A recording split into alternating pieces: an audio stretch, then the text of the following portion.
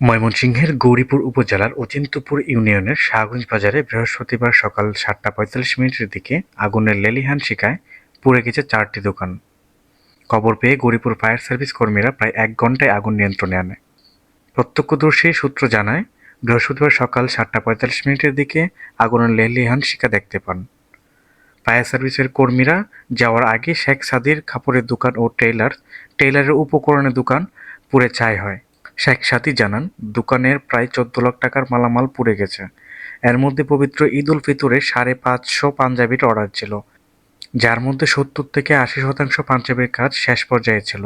একই সাথে আগুনে পুড়ে ছাই হয় মুজিবুর রহমানের শাহসুফ ডেকোরেটরের জিনিসপত্র।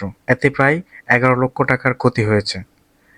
পাশাপাশি ইনসাফ ফিশ ফিডের এফএমের তারেক রহমান স্বপনের ওষুধ ও খাদ্যের প্রায় ৫ লক্ষ টাকার ক্ষতি হয়।